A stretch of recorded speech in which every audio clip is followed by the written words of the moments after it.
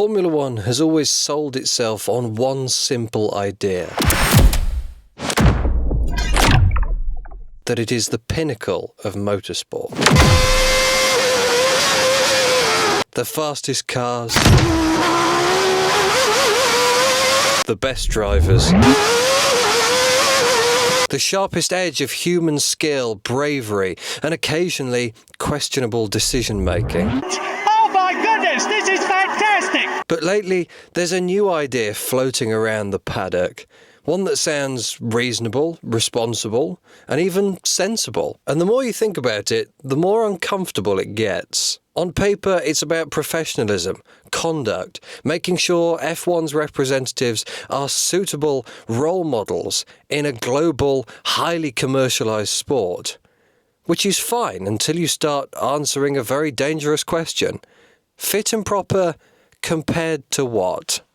Because Formula One didn't start in 2025. It doesn't magically reset every time the branding changes. It has a past, and that past isn't neat and tidy, fit and proper. Let's talk about the people whose names are etched into F1's mythology. James Hunt, Jim Clark, Ayrton Senna, even the more modern Kimi Räikkönen.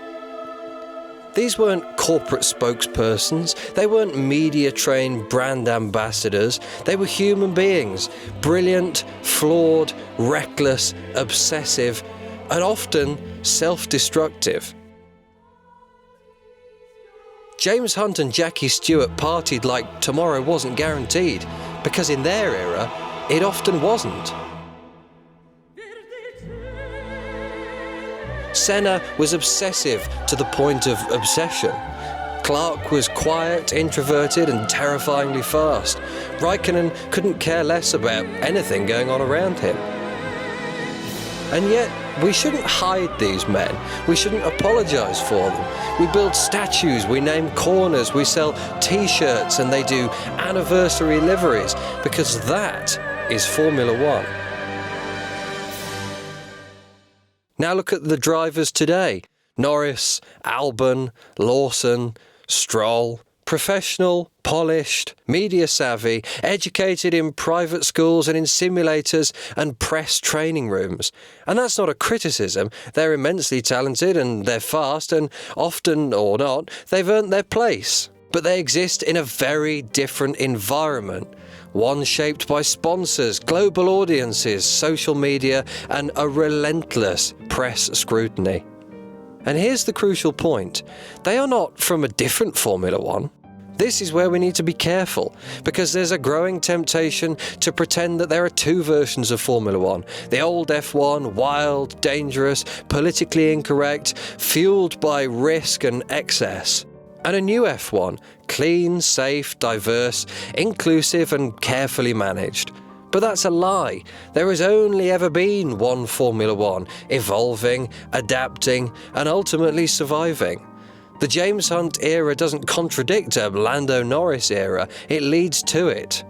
You don't get today's professionalism without yesterday's chaos. You don't get modern safety without past tragedy. You don't get global success without decades of risk, mistakes, and excess. Trying to draw a moral line through history doesn't purify the sport, it hollows it out. And there is a danger to the act of retrofitting morality. A fit and proper person test sounds like governance. It sounds like reason. But it becomes revisionism. It implies that the past was something to be embarrassed by, something to be filtered, and something that needs correcting. And once you start doing that, where do you stop? Do we apologise for Hunt? Do we censor Senna, reframe the rage, or downplay the danger? And at what point does Formula One stop becoming a story of humans pushing past physical limits and become a carefully curated corporate product that just happens to go very quickly? There's a reason why this matters now. Formula One is more popular than ever. New fans, new markets, new money. That's not a bad thing, but popularity brings pressure to smooth edges, avoid controversy, and make everything as universally acceptable as possible. And history doesn't work like that. History is uncomfortable, messy, and contradictory. It contains heroes who wouldn't pass a modern HR department's criteria, and moments that only make sense when you understand the world they came from. If you strip that away, you don't make Formula One better, you make it bland. This isn't an argument for going backwards. No one's asking for unsafe cars, nobody wants drivers dying to prove a point, and nobody's saying professionalism is bad. But progress doesn't require disowning your roots. You can acknowledge that the sport has grown up without pretending it was born yesterday. You can celebrate modern drivers without quietly implying that the old ones were a mistake. Formula One's past isn't a liability, it's a foundation, and the moment we start treating it like something to be ashamed of is the moment we forget why the sport mattered in the first place. There is only one Formula One. Always has been. Anyway, I'll stop going on now.